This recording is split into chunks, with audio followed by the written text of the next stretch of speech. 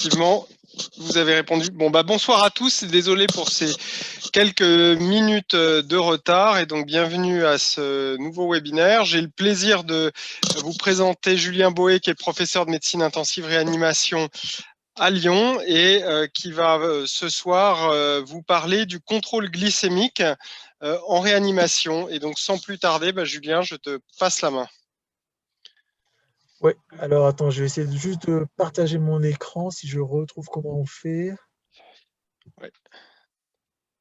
Tu peux me passer le... Je sais pas si c'est toi qui dois me passer la main pour que je présente mon... Normalement, ça doit être bon. Tu peux, si tu déplaces ta souris vers le bas, tu dois avoir écran partagé qui apparaît. Ben justement, je l'ai pas. Ah si, pardon. Écran, partager l'écran, ouais, c'est bon.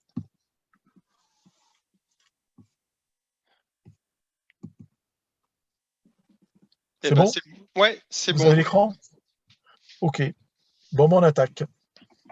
Donc bonjour à tous, donc je vais vous parler pendant un peu moins d'une heure du contrôle glycémique. Alors je suis désolé, c'est les diapositives de l'année dernière. Je me suis rendu compte que j'avais ce topo il y a moins d'une heure, donc c'était un peu compliqué. Donc mais bon, il n'y a pas eu beaucoup de changements et je vous dirai les choses qu'il faut actualiser. Alors, j'arrive pas à faire avancer. Donc, pas de conflit d'intérêts. Donc, nous allons voir le plan suivant. On va parler un peu d'hyperglycémie et de stress en réanimation. Nous verrons l'évolution des différentes cibles glycémiques au cours des années. Nous allons parler du problème du contrôle glycémique et notamment les deux problèmes majeurs, qui est celui des hypoglycémies et la variabilité dans les glycémies qu'on mesure au fur et à mesure chez le patient. Et puis, quel est l'avenir de ce contrôle glycémique en réanimation? Alors, un petit QCM pour commencer.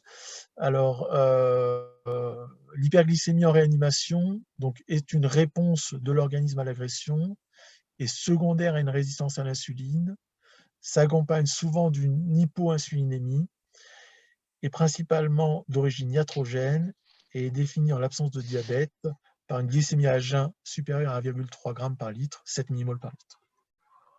Donc, je vous laisse répondre pendant 1 minute. Alors, je vois pas j'ai pas le chat, donc je vois pas les réponses, mais donc les réponses attendues c'était A, B et E. Donc c'est une réponse de l'organisme à l'agression, c'est secondaire à une résistance à l'insuline et la définition on va la revoir.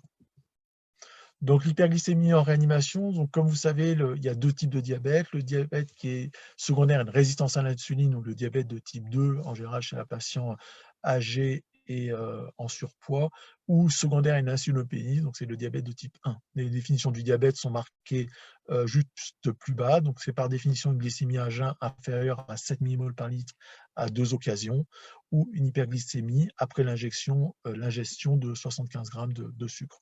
Les signes cliniques sont classiques. Et autrement, si on se réfère à la mesure de l'hémoglobine glyquée, une hémoglobine glyquée supérieure à 6,5% définit un état diabétique.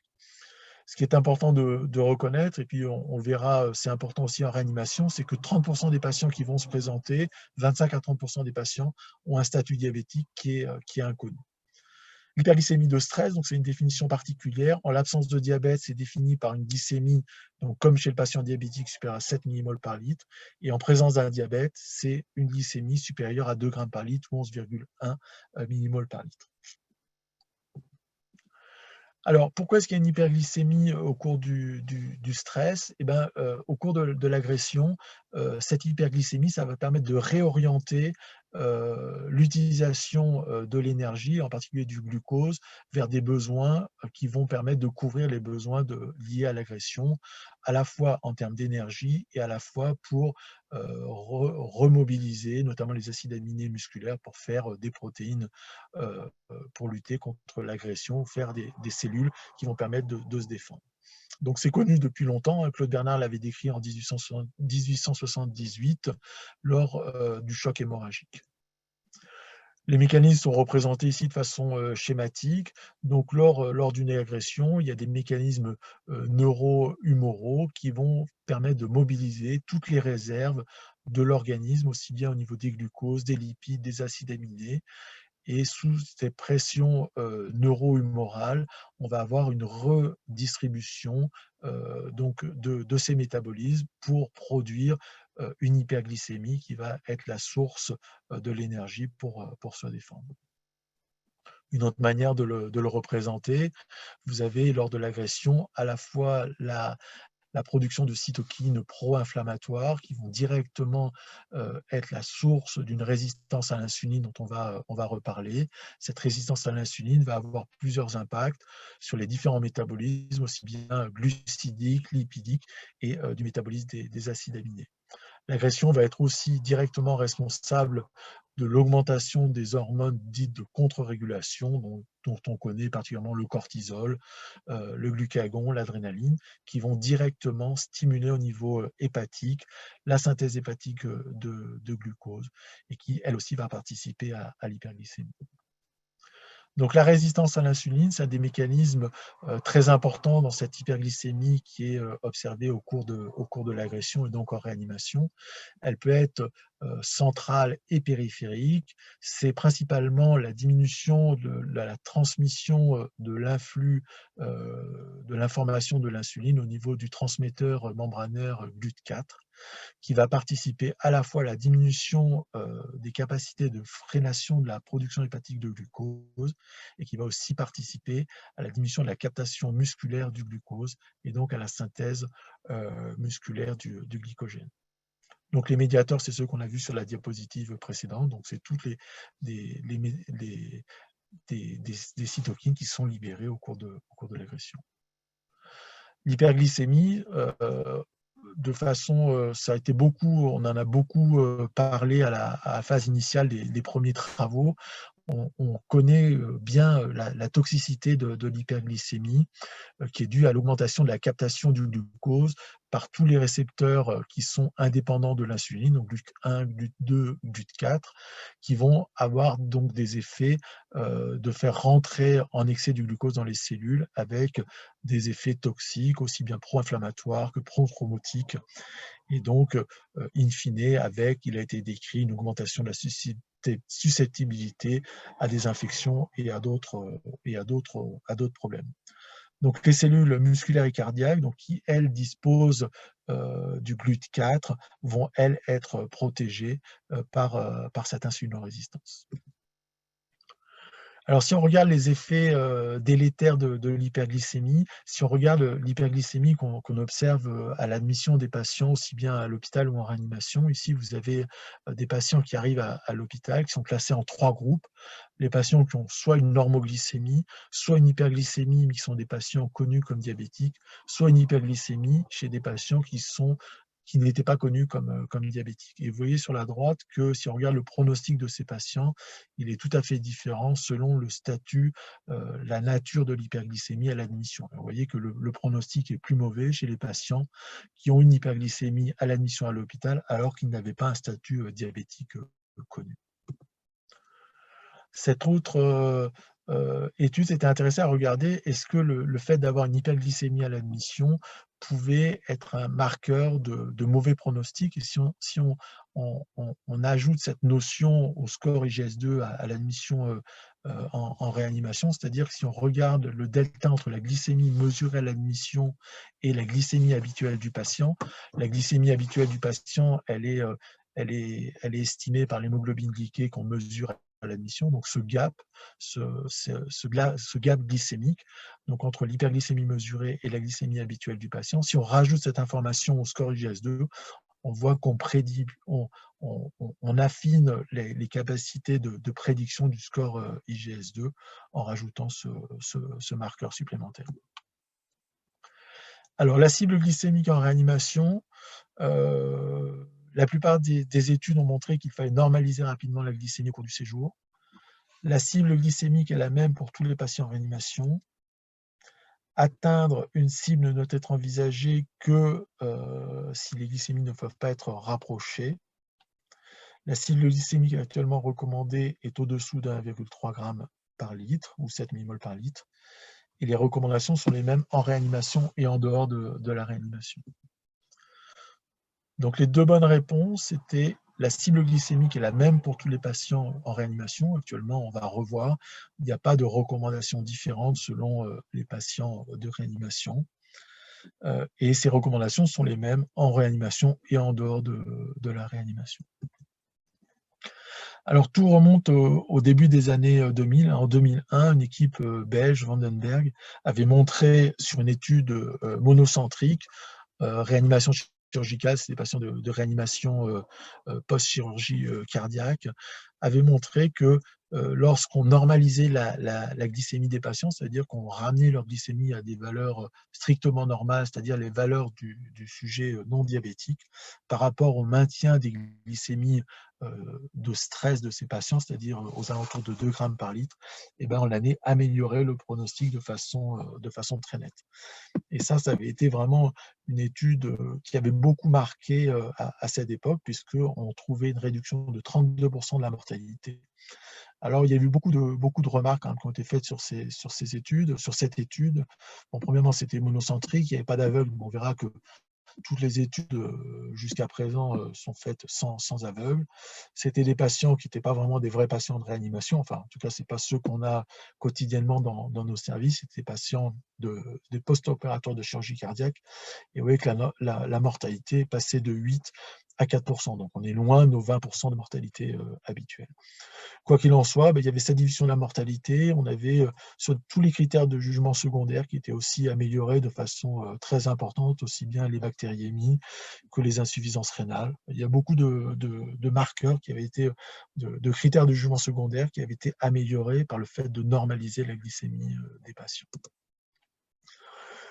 Donc il s'en est suivi un engouement très fort pour tout cela, puisque avec un traitement pas cher, c'est-à-dire de l'insuline, un protocole assez simple. Ça, c'était le protocole qui avait été publié par Vandenberg en annexe du premier New England, donc en 2001, et il décrivait comment contrôler la glycémie chez les patients de réanimation. Alors, comme vous voyez, j'ai surligné en jaune, il y avait quand même certaines incertitudes dans le protocole qui disaient que c'était difficilement transposable tout de suite. Et il faut bien reconnaître, dans l'équipe de Vandenberg, il y avait une équipe médicale et paramédicale qui était dédiée 24 heures sur 24 pour s'occuper du contrôle glycémique. Et beaucoup d'équipes, dont nous, avons essayé de reproduire ces données à partir du protocole de Vandenberg. Et on s'est vite rendu compte qu'on arrivait facilement à faire baisser la glycémie, mais qu'on mettait très souvent les patients en hypoglycémie, voire en hypoglycémie sévère. Donc, ce n'était pas simplement un protocole simple qui allait permettre de normaliser la glycémie de tous les patients de réanimation. Alors ça, c'est les données de l'année dernière, mais bon, ça n'a fait qu'augmenter. C'était juste pour vous montrer l'engouement qu'il y avait eu suite à la publication de ce premier article de Vandenberg, avec une augmentation très importante. Si on tapait glucose et critically ill, on voyait qu'il y a eu un engouement très important et beaucoup de publications dans les suites. Alors, je ne vous ai pas dit, des remarques qui avaient été aussi faites sur la première étude de Vandenberg, c'était de dire que les patients avaient été nourris de façon un peu étrange, enfin en tout cas pas tout à fait proche de nos pratiques habituelles, c'est-à-dire qu'il y avait des apports de glucose qui étaient assez important. Et donc, c'était probablement une des explications qui fait qu'ils se sont retrouvés avec des patients qui avaient des glycémies qui étaient vraiment élevées dans le groupe contrôle, parce qu'ils leur apportaient beaucoup de sucre. Donc, ils arrivaient à normaliser la glycémie dans le groupe intervention, et le groupe contrôle se retrouvait avec des glycémies vraiment élevées. Et donc, ils arrivaient à obtenir une différence de contrôle glycémique qui était très importante entre les deux groupes. Mais les mauvaises langues avaient dit que cette nutrition, ces apports excessifs de glucose étaient en soi délétères, et que peut-être que c'était ça qui avait été un des facteurs péjoratifs pour le groupe contrôle, c'est-à-dire qu'on avait dit que les patients du groupe contrôle étaient morts confits dans le sucre. Alors, pour répondre à ces critiques, Vandenberg a refait une deuxième étude. Cette fois, c'est des patients de réanimation médicale. C'est toujours monocentrique, il y a 1200 patients. Donc, c'est des patients beaucoup plus graves, des vrais patients de réanimation médicale. Il n'y a pas eu les problèmes de nutrition qui avaient été rapportés sur la première étude. Et cette fois, l'étude est négative. En tout cas, en termes de critères de jugement principal, qui était la mortalité hospitalière, il n'y a pas de différence significative de mortalité entre le groupe insulinothérapie intensive et normalisation de la glycémie et contrôle normal de la glycémie autour de 2 grammes par litre. Quoi qu'il en soit, si on fait la synthèse de ces 2 études, c'est ce qu'a fait Vandenberg là, en 2008, en regroupant les données à la fois de l'étude de réanimation chirurgicale qui était positive et de la seconde étude qui n'était pas positive, on voit qu'il y a toujours une différence, cette fois, qui est positive en termes de bénéfice à normaliser la glycémie des patients en réanimation. Et on voit que ce bénéfice, il apparaît surtout, et même exclusivement, chez les patients qui restaient plus de 3 jours en réanimation. Les patients qui avaient un séjour court ne tiraient pas bénéfice, on en reparlera. Alors, dans les suites de ces études de Vandenberg, tout le monde s'est dit, OK, il va falloir quand même vérifier, voir si on retrouve la même chose. Donc, il y a eu, dans les années qui ont suivi, il y a eu plusieurs études qui ont été conduites avec plus ou moins des designs, des cibles glycémiques proches. La première, c'était l'étude VISEP multicentrique, originaire en Allemagne, qui avait de façon c'est une étude qui avait testé 2 interventions de façon indépendante, donc avec 4 groupes. Dans un bras, on s'intéressait au contrôle glycémique, contrôle strict versus contrôle conventionnel, c'est ça dont on va parler. Et dans cette étude, ils avaient aussi testé le bénéfice du remplissage vasculaire pendant les 96 premières heures avec des hydroxyéthylamidons versus des ringères lactates. Donc, c'était des patients en choc septique, des patients de réanimation en choc septique.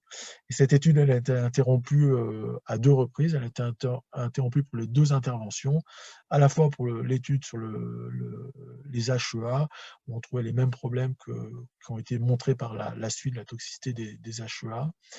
Et l'étude a été interrompue aussi pour le contrôle glycémique, avec pas d'efficacité de l'intervention de la normalisation de la glycémie, avec des risques très importants d'hypoglycémie sévère qui ont conduit à interrompre l'étude de façon prématurée.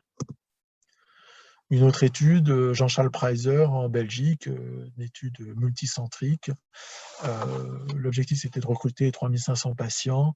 Là aussi, des cibles glycémiques. Alors, une cible glycémique normale, 4,4 à 6,1 millimoles par litre, et une cible glycémique, vous voyez, qui est plus intermédiaire que ce qu'avait fait Vandenberg. Vandenberg, c'était entre 10 et 11 millimoles par litre. Là, la cible intermédiaire, elle est entre 7, 8 et 10 millimoles par litre. Là, l'étude a été arrêtée aussi de façon prématurée, après un tiers des inclusions, par des excès de violation du protocole. Le protocole conduisait les patients de façon assez rapide en hypoglycémie, et donc il y avait beaucoup de violations de protocole. Et il y avait là non plus, pour cette étude, aucune tendance d'amélioration du pronostic avec la normalisation de la glycémie. Une étude multicentrique française, Pierre Calfon de Chartres,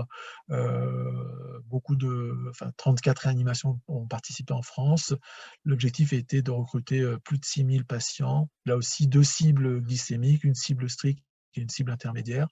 Dans chaque chambre de patients était positionné un ordinateur dans lequel il y avait un algorithme qui permettait de gérer la glycémie avec ces 2 cibles de glycémie.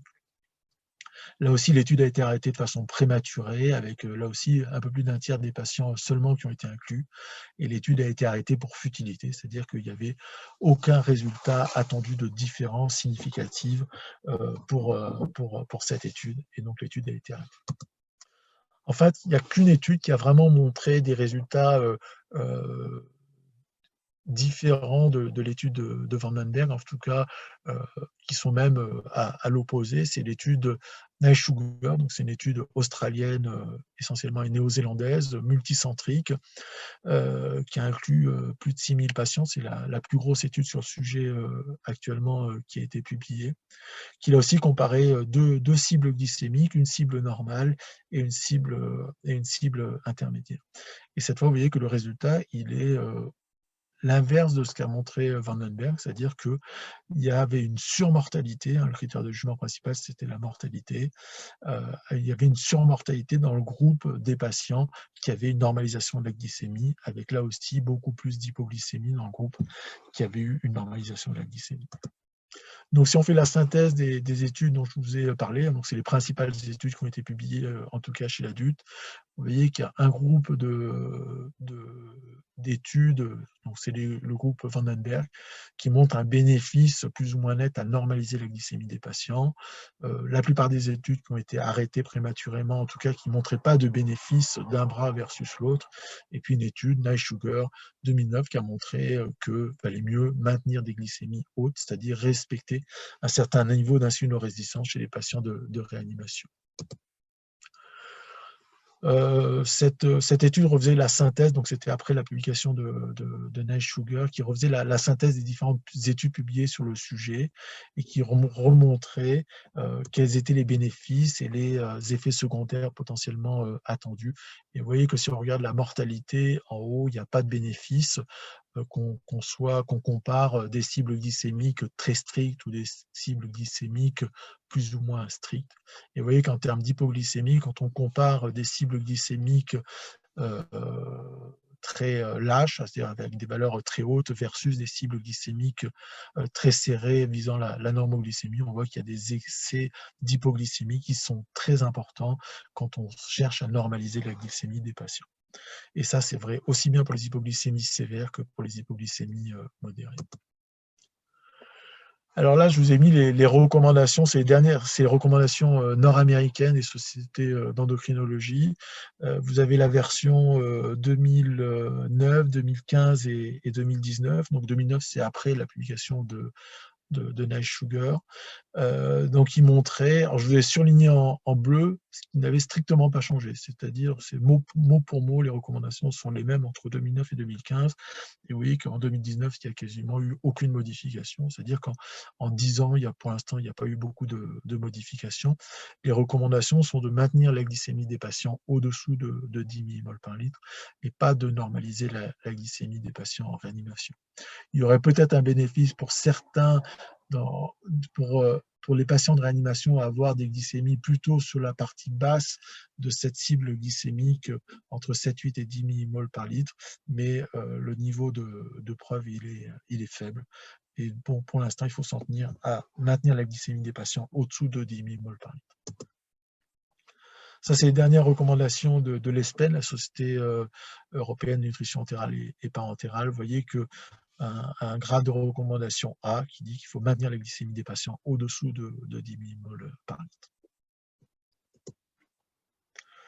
litre. Ça, c'est même type d'étude, multicentrique, cette fois c'est en pédiatrie, c'est des patients, des enfants en réanimation, là aussi 2 cibles glycémiques randomisées, une cible stricte versus une cible intermédiaire entre 8 et 10 mmol par litre.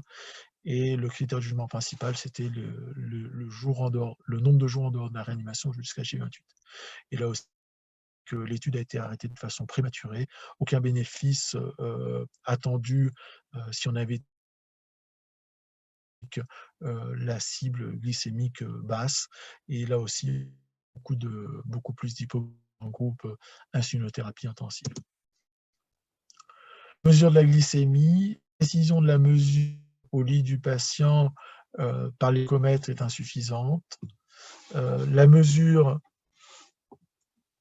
de référence au laboratoire ou sur analyseur de gaz du sang. Une mesure en continu est recommandée.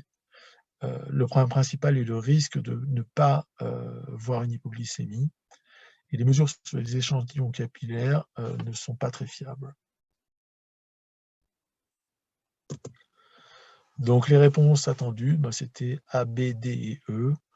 Bon, actuellement, la mesure en continu n'est pas recommandée. Hein. Les outils qui permettent de le faire sont validés chez le patient diabétique, mais pour l'instant ne sont pas validés en réanimation. Et il y a un problème de coût dont on va reparler. Donc les problèmes du contrôle glycémique, la mesure glycémie, donc comme vous savez, actuellement en réanimation, elle se fait de façon discontinue avec la plupart du temps des glucomètres au lit du patient. La technique de référence, elle est peu utilisée, donc c'est soit le laboratoire, mais si on envoie tous les échantillons au laboratoire, ça prend du temps, et surtout le temps de récupérer le résultat. Il y a un risque de passer du temps, notamment pour le patient en hypoglycémie, avant une correction. Le gold standard, c'est aussi l'analyseur de gaz du sang avec une électrode pour glucose. Donc ça, certains services de réanimation ont ces dispositifs qui permettent à la fois de mesurer les gaz du sang et de mesurer le glucose et de mesurer aussi le potassium. L'intérêt, c'est que bon, c'est parfaitement fiable, hein, c'est le même niveau de fiabilité que des mesures faites au laboratoire. Et l'avantage aussi, c'est de pouvoir mesurer aussi la kaliémie, car comme vous le savez, l'insuline, ça fait rentrer le glucose dans les cellules, ça fait aussi rentrer le potassium dans les cellules. Donc souvent, quand il y a une hypoglycémie, il y a un risque associé d'avoir une hypokaliémie. Et c'est bien de pouvoir mesurer de façon concomitante à la fois l'hypoglycémie et à la fois l'hypokaliémie pour pouvoir corriger les deux.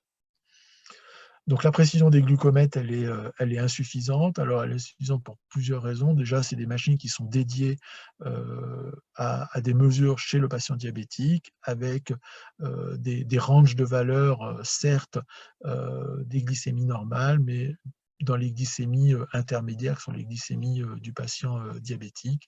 C'est souvent moins fiable dans la précision des hypoglycémies, alors que c'est là que ça va être important, puisqu'il y a des effets toxiques, des effets le risque est sur l'hypoglycémie, et donc il ne faut surtout pas rater les hypoglycémies. Et puis il y a plein de paramètres qui vont influer sur la mesure, la valeur de glycémie qui va être donnée par le lecteur au lit du patient, notamment les états de choc, les hypoxies, et il y a certaines interactions médicamenteuses qu'il faut connaître avec certaines machines. Il y a longtemps, mais c'est juste pour vous montrer que quand on teste les appareils, le gold standard, donc c'est une mesure au laboratoire sur un tube de sang fluoré, c'est-à-dire pour empêcher la baisse de la glycémie par le fait que ça soit consommé par les cellules dans le tube de sang, donc c'est sur tube fluoré.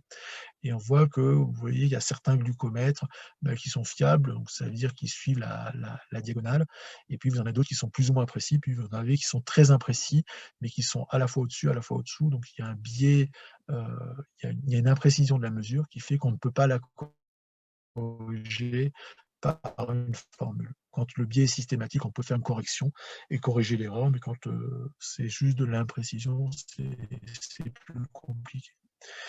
Et on avait vu de glycémie à 3,5 mmol par litre. On verra que le seuil normal d'hypoglycémie, c'est 4 mmol par litre. Mais si on regardait un seuil à 3,5 mmol par litre, on voyait qu'il y avait 57% des hypoglycémies qui n'avaient pas été détectées par le lecteur de glycémie qu'on utilisait dans le service. Donc c'est un point important, il faut s'occuper du glucomètre, il faut savoir comment on l'utilise, vérifier qu'il est bien paramétré, bien surveiller en termes de qualité des mesures, et puis bien penser que ce n'est pas le gold standard. Bon, je passe, c'est juste pour vous montrer l'imprécision de la mesure. Alors, si on revient aux objectifs du contrôle glycémique, donc maintenir la glycémie au-dessous de 180 mg par décilitre, limiter les hypoglycémies, limiter les fluctuations glycémiques, ne pas trop augmenter la charge en soins, et ça va permettre d'optimiser les apports caloriques. Donc les réponses attendues, c'était les 4 premières. On a vu que les recommandations internationales actuellement, c'est de maintenir la glycémie au-dessous de 180 mg par décilitre. Il faut qu'on essaie de limiter les hypoglycémies. On verra l'association d'hypoglycémie avec le pronostic défavorable. Limiter les fluctuations glycémiques. On va voir aussi que les fluctuations glycémiques sont aussi associées à un mauvais pronostic. Et ne pas trop augmenter la charge en soins. Je vous l'avais dit, dans les équipes de Vandenberg qui cherchaient à normaliser la glycémie, il y avait un personnel qui était en nombre conséquent et adapté pour pouvoir s'occuper pleinement de cette problématique. Donc l'hypoglycémie, il y a 2 seuils à connaître, par définition. On parle d'hypoglycémie sévère au-dessous de 2,2 40 mg par décilitre, et on parle d'hypoglycémie modérée au-dessous de 40 mg par décilitre ou 4 mmol par décilitre. millimoles par litre ou 70 mg par décilitre. Il y a des définitions plus récentes qui sont apparues, qui sont celles d'hypoglycémie relative, qui permettent de parler de la baisse de la glycémie par rapport à la glycémie habituelle. Alors, ça a été montré comme étant un facteur indépendant de mauvais pronostics. Alors, on reviendra un peu sur ces définitions. C'est plus fréquent au cours du sepsis, c'est plus fréquent chez les patients graves de réanimation.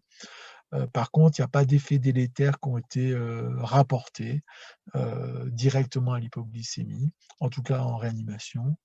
La problématique de la réanimation, c'est que c'est souvent difficile à appréhender parce que chez le patient sédaté profondément, la survenue d'une hypoglycémie, on n'aura pas les signes classiques qu'on retrouve chez le patient diabétique.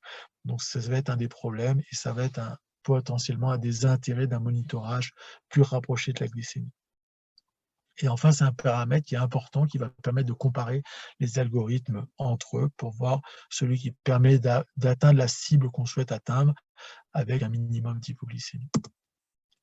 Là, je vous ai juste rapporté sur toutes les études que je vous ai présentées. Vous voyez que les hypoglycémies sont très fréquentes et ça va jusqu'à la deuxième étude de Vandenberg. On était à plus de 18% d'hypoglycémie sévère. C'est-à-dire qu'on avait plus d'un patient sur 5, près d'un patient sur 5, qui faisait au cours de son séjour une hypoglycémie inférieure à 40 mg par décilitre.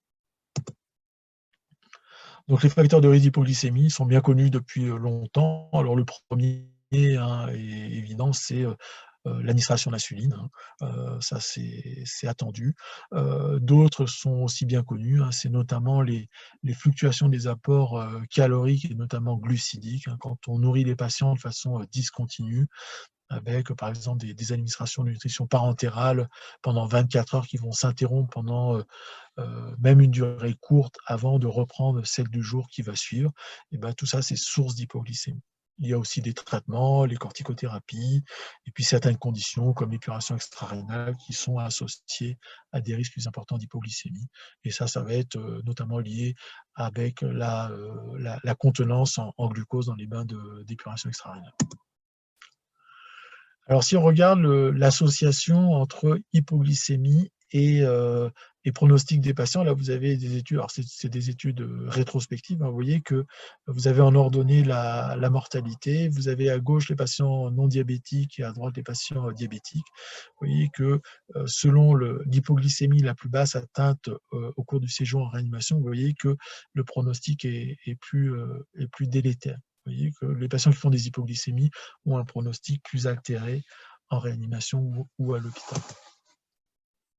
Alors, liée au pronostic, elle n'est pas liée à l'intervention, qu'on soit dans un groupe d'intervention avec une cible glycémique basse ou une cible glycémique haute. Le fait d'avoir une hypoglycémie est associé à un mauvais pronostic, quelle que soit la cible glycémique qu'on ait déterminée. La seule limite, c'est qu'on verra plus on fixe une cible glycémique basse en réanimation, plus le risque, on l'a déjà vu sur les études précédentes, plus le risque d'hypoglycémie est important. Une autre étude qui avait montré que le risque d'hypoglycémie n'était pas lié à la manière dont était causée l'hypoglycémie, est-ce qu'elle était iatrogène par l'insuline ou si elle était d'autre nature. L'hypoglycémie en soi était associée et pas, encore une fois, on ne peut pas parler de cause de relation de causalité entre l'hypoglycémie et un pronostic défavorable, mais on peut dire qu'il y a une association et que cette association, elle n'est pas liée à la nature de la cause de l'hypoglycémie. La variabilité glycémique, c'est aussi un paramètre important qu'il va falloir essayer de suivre. C'est le fait que la glycémie va fluctuer au cours du séjour du patient.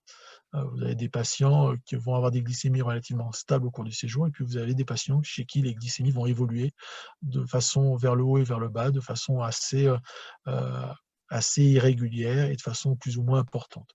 Un des points importants, c'est par exemple la correction des hypoglycémies. Si on corrige une hypoglycémie de façon trop importante, on associe un rebond hyperglycémique qui a été montré comme étant associé à un mauvais pronostic. Là encore, c'est toujours une association. Et donc, ces études ont regardé est-ce que la variabilité glycémique au cours du séjour était associée à un mauvais pronostic. Et là, vous le voyez, c'est retrouvé dans cette étude rétrospective, que ce soit en réanimation ou à l'hôpital, le fait d'avoir une fluctuation glycémique qui augmente, c'est-à-dire qu'on va vers la droite sur la ligne des abscisses, on a une mortalité qui est plus augmentée avec l'augmentation de la fluctuation glycémique. Même chose qui avait été montrée dans cette étude rétrospective. Là aussi, juste pour vous montrer, alors c'est toujours des associations, hein, bien faire attention à toutes ces études rétrospectives. Alors il y a beaucoup de patients, mais vous voyez, pour rentrer dans l'étude, il fallait avoir au minimum 3 mesures de glycémie. Ça veut dire que on s'intéressait aux fluctuations glycémiques avec seulement 3 mesures de glycémie. Donc c'est probablement peut-être pas très raisonnable d'avoir mis ce genre de patients dans ces études. Alors, comment réduire les fluctuations de la glycémie et donc la survenue aussi d'hypoglycémie? Il y a plusieurs étapes. Il faut probablement sensibiliser, former tout le personnel médical et paramédical au contrôle de la glycémie. Il faut utiliser un algorithme qui soit simple, éventuellement probablement informatisé, qui soit bien accepté. Administrer l'insuline en intraveineux continu, le plus près possible des patients pour éviter qu'il y ait un effet d'espace mort qui va se retrouver aussi bien pour la correction de la glycémie haute et aussi bien pour la correction de l'hypoglycémie avec un arrêt d'insuline qui ne va pas se faire si l'insuline est perfusée loin du patient. Administrer la nutrition entérale et parentérale en continu. Il faut éviter les fluctuations d'apport calorique, comme on l'a déjà dit. C'est source de variation glycémique et donc source d'hypoglycémie. Bien séparer la nutrition des apports hydroélectrolytiques. La nutrition, c'est les apports caloriques et azotés qu'on fixe par 24 heures, qui sont donc administrés en continu. Et les apports hydroélectrolytiques, donc c'est l'hydratation et les ions qu'on apporte, qu'on peut prescrire toutes les 24 heures pour subvenir aux besoins hydroélectrolytiques du patient. Et donc, en termes d'apport hydrique, on apporte soit du G2,5, donc avec un minimum d'apport glucidique, soit du sérum physiologique. On a parlé déjà, bien connaître les limites de la technique de mesure qu'on utilise dans le service, si ce sont des lecteurs au lit du patient. Et puis, toujours essayer de comprendre et expliquer les hypoglycémies. Il y a toujours une explication. C'est très rare de ne pas trouver d'explication à une hypoglycémie qui survient en service de réanimation. Donc voilà typiquement ce qu'il ne faut pas faire. Il ne faut pas perfuser la glycémie après 2 rampes de pouce-seringue. Pardon, il ne faut pas perfuser l'insuline après 2 rampes de pouce-seringue, parce que quand vous allez arrêter l'insuline, par exemple pour une hypoglycémie, vous allez continuer à pousser tout ce qu'il y a dans la tubulure, c'est-à-dire que le patient il va recevoir de l'insuline encore pendant plusieurs minutes, voire plusieurs heures. Et à l'inverse, quand vous allez redémarrer le pouce-seringue d'insuline, le temps que ça arrive au patient, ça risque de prendre beaucoup trop de temps. Donc toujours perfuser l'insuline le plus près possible du patient. Le choix du protocole, donc c'est quelque chose d'important. Alors il y a pas mal de paramètres, je ne vais pas rentrer dans les détails, qui permettent de différencier les protocoles. En pratique, c'est compliqué de comparer les protocoles entre eux sur des bancs d'essai.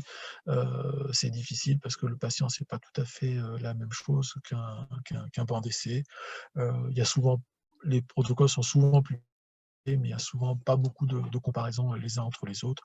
Et comme je vous disais, si on prend les mêmes types de patients, les mêmes cibles glycémiques, on peut comparer de façon intéressante à la fois la fluctuation glycémique avec le protocole et à la fois la survenue d'hypoglycémie sévère ou non sévère. Là, c'est juste un exemple, c'est quelque chose qu'on avait fait. Donc ça, c'était dans les suites des premiers travaux de Vandenberg. On avait fait un algorithme papier qui permettait d'essayer de contrôler la glycémie. On avait fait intervenir déjà la notion d'insulinorésistance. Ça veut dire qu'on avait fixé, par exemple, une cible glycémique. À l'époque, donc c'est la colonne que vous voyez en jaune. Dans chaque case, vous avez des débits d'insuline. Vous avez la colonne en jaune qui était celle de la cible glycémique. Vous avez sur la première ligne les valeurs de glycémie. quand vous allez sur la droite, vous avez les valeurs d'hyperglycémie. Et il y avait donc des règles pour se déplacer dans le tableau selon que le patient était en en hypoglycémie, pour se déplacer. Et donc, on se déplaçait aussi bien horizontalement en fonction de la glycémie du patient et aussi verticalement en fonction de l'évolution de l'insulinorésistance du patient. Et donc, les infirmiers recopiaient ces données dans un tableau pour pouvoir se déplacer et faire évoluer le patient au sein de ce tableau avec ses débits d'insuline. Dans les suites, on a informatisé tout ça parce que c'était beaucoup plus simple pour l'infirmier de ne rentrer que la valeur du contrôle glycémique, et l'algorithme informatisé répond à l'infirmière en lui donnant le débit d'insuline, l'heure du prochain contrôle glycémique de façon beaucoup plus précise. Donc, c'était une application donc, qui est en accès libre, hein. Là, vous avez l'adresse. Actuellement, il y a 13 services de réanimation en France qui l'utilisent. C'est permet de gérer le contrôle glycémique exclusivement par l'infirmier. Le médecin n'a aucune intervention dans le contrôle glycémique. L'algorithme est sécurisé pour permettre à l'infirmier de répondre à toutes les situations, notamment d'hypoglycémie. L'insulinothérapie, elle est calculée à partir des glycémies antérieures, et donc elle va évoluer en fonction de l'estimation de l'insulinorésistance qui va se faire en continu par l'application. Ça veut dire que plus la glycémie va augmenter et plus l'insulinorésistance du patient va être importante, plus les besoins en insuline, et donc l'insuline qui va être prescrite va être importante. Ça va tenir compte aussi des apports en calories, que ce soit par voie entérale ou parentérale, puisque l'infirmier va documenter dans l'application les apports entéro et parentéro du patient. Il va aussi documenter les repas. L'application va dire de faire éventuellement des bolus d'insuline en fonction des calories qui auront été ingérées au cours du repas. Et puis, ce qui avait été original dans cette application, c'est qu'on avait permis à l'application de définir des cibles glycémiques différentes chez les patients. En pratique, tous les patients qui rentrent dans le service ont une cible glycémique qui est définie au-dessous de 10 millimoles par litre. Hein, c'est les recommandations que je vous ai données, les recommandations internationales actuelles. Et puis, après, on avait la possibilité de rentrer l'hémoglobine glyquée du patient. Et quand on rentre l'hémoglobine glyquée du patient, ça définit sa glycémie habituelle. Et à partir de cette glycémie habituelle, on en faisait la cible glycémique au cours du séjour, et donc l'algorithme automatiquement il allait personnaliser la cible glycémique du patient. Et dernière possibilité qu'on avait fait avec cette application, c'est que cette application elle permettait de standardiser la nutrition. On avait utilisé les recommandations d'experts des sociétés de SFAR et SRLF en 2014. Et donc, on avait rentré toutes les recommandations de nutrition entérale et parentérale. Et donc, là aussi, l'application, elle pilote directement l'infirmier pour lui dire, s'il n'y a pas de contre-indication à la nutrition, par exemple entérale, de dire, tu mets tel produit de nutrition à tel débit. Et ça a augmenté toutes les 8 heures, ça a augmenté de 25% pour obtenir une cible calorique qui était définie. Donc voilà comment se présentait l'application. Vous aviez là, c'est anonymisé, vous aviez à gauche le nom des patients et les chambres, et vous avez au milieu, vous avez les débits d'insuline en cours, l'heure du prochain contrôle glycémique. En rose, c'est quand l'infirmier doit faire quelque chose, et vous avez sur la droite les débits de nutrition entérale et parentérale. Et en orange, c'est quand le médecin devait faire quelque chose dans l'application. Là, vous avez quelques exemples de tableaux. En haut, de fiches de saisie. Vous avez en haut la fiche du saisie du contrôle glycémique. Vous avez à droite, en haut, la fiche que remplissait le médecin pour dire si le patient avait une contre-indication pour la nutrition entérale et ou parentérale. Et après, l'application donne des instructions sur les produits. Par exemple, pour faire les vitamines, l'application va dire de doubler les apports en vitamines et oligo-éléments si, par exemple, le patient est sous épuration extra-rénale. Voilà des exemples de contrôle glycémique. Vous avez en haut une cible glycémique du patient. Vous voyez, avec une cible glycémique qui est au-dessous de 1,80 g. Et puis, vous avez en bleu les glycémies et en jaune les débits d'insuline. En bas, vous avez les apports nutritionnels, aussi bien en continu et en discontinu, en vert et en rouge. Donc, c'est entéral et parentéral. En rouge, c'est le parentéral. Et vous voyez, sur la droite, vous voyez des petits bâtons jaunes qui correspondent au repas. Et l'application était capable de diminuer les apports caloriques par voie parentérale pour ne pas dépasser les apports totaux qui étaient fixés, par exemple, à 25 kilocalories par kilo et par jour. Donc, si le patient avait mangé la veille 20 kilocalories par kilo et par jour, l'application allait dire à l'infirmier de diminuer le débit de nutrition parentérale pour n'apporter que 5 kilocalories par kilo et par jour. Donc voilà, on pouvait aussi, comme je disais, documenter les repas. On savait exactement ce que les patients mangeaient sous forme de repas. Alors la suite, les perspectives, donc on en a un peu parlé, donc c'est la mesure de la glycémie en continu. C'est pour l'instant tout à fait validé chez les patients diabétiques, donc à l'hôpital et en dehors de l'hôpital. Pour l'instant, c'est pas validé de façon très uniforme en réanimation. Il y a des problèmes, notamment de syndrome œdémateux, quand on fait des mesures sous-cutanées. Donc les évaluations sont toujours en cours. L'intérêt, comme je vous le disais, c'est d'éviter les fluctuations glycémiques et surtout d'éviter le risque, la survenue d'hypoglycémie. Alors, dernier point important, est-ce que l'objectif glycémique doit être le même pour tous les patients? Là, vous voyez sur cette représentation, donc c'est du rétrospectif, il y a beaucoup de patients qui avaient un infarctus du myocarde. Ils ont regardé, vous avez en abscisse la glycémie moyenne pendant l'hospitalisation et vous avez en ordonnée la mortalité. Vous avez 3 groupes, vous avez l'ensemble des patients, donc c'est ce qui est assuré. Et vous voyez que vous avez la classique courbe qu'on appelle en J, avec une augmentée quand vous vous retrouvez aux 2 extrêmes, des glycémies moyennes qui sont très basses ou des glycémies moyennes qui sont très élevées. Et on voit que la mortalité est la plus faible quand vous vous situez à des glycémies qui sont proches des glycémies normales. Et si vous faites la séparation entre les patients diabétiques et les patients non diabétiques, vous voyez que les courbes sont tout à fait différentes. Et vous voyez que cette courbe en J, on la retrouve très bien chez le patient non diabétique, c'est celle qui est en trait plein. Et vous voyez qu'on ne retrouve pas du tout la même courbe chez le patient diabétique. Chez ces patients diabétiques, on voit que la mortalité la plus réduite, elle n'est pas au niveau des glycémies normales, elle est sur des glycémies qui sont plus élevées. Et on voit que l'effet délétère aussi bien de l'hypoglycémie que de l'hyperglycémie est bien moins marqué chez le patient diabétique que chez le patient non diabétique. Donc le message, c'est de se dire que la cible glycémique, c'est peut-être pas la même chez les patients diabétiques et les patients non diabétiques. Ça a été retrouvé dans d'autres études. Donc c'est des patients, chez des patients, là on est en réanimation, il y a plus de 4000, près de 5000 patients. Et là aussi, on regarde en abscisse, vous avez la glycémie moyenne au cours du séjour et vous avez en ordonnée la mortalité. En noir, les patients non diabétiques et en gris, les patients diabétiques. Et comme vous voyez, la courbe en J, on la retrouve bien chez les patients non diabétiques et on voit bien cette surmortalité qu'il y a notamment chez les patients qui ont une glycémie moyenne très basse.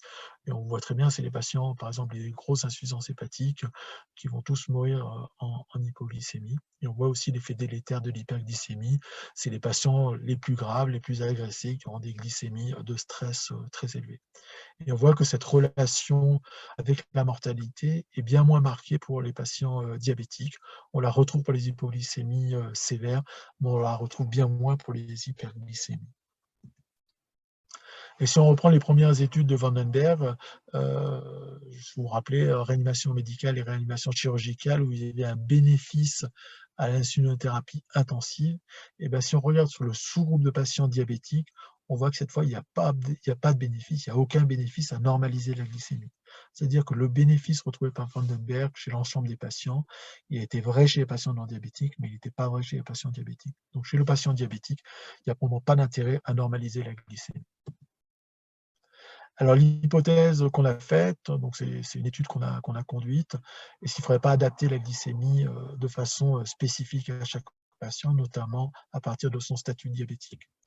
Et ben, on est parti de données qui étaient bien connues chez le patient diabétique, donc ça c'est les données de Nathan, qui montraient la relation qu'il y a entre l'hémoglobine glyquée qu'on mesure, donc qui est marquée en abscisse, et la glycémie moyenne sur les 3 mois qui précèdent. Donc, ils faisaient des mesures plus ou moins en continu de la glycémie, ils mesuraient l'hémoglobine glyquée et on montre qu'il y a une relation linéaire entre l'hémoglobine glyquée et la glycémie moyenne.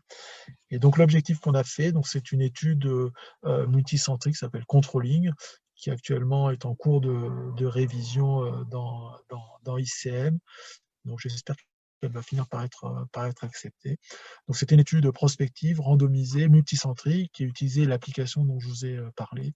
Et puis de façon originale, c'était la première étude qu'on a faite, qui a été faite en double aveugle, c'est-à-dire que personne ne savait dans quel groupe étaient les patients. Et on comparait donc des pratiques habituelles avec soit une glycémie qu'on maintenait, c'était le groupe contrôle, au-dessous de 10 millimoles par litre, 180 mg par décilitre, ou une glycémie qui était personnalisée, qui était adaptée à la glycémie habituelle des patients à partir de leur hémoglobine glyquée. Donc les patients, c'était tous les patients en réanimation. L'objectif, c'était d'inclure 4200 patients avec un critère de jugement principal qui était la mortalité à AG90. Donc, je vous ai dit, il y avait deux groupes de patients. Un groupe où on maintenait la glycémie au-dessous de 10 millimoles par litre. Dès que l'hémoglobine glyquée, on avait le résultat de l'hémoglobine glyquée.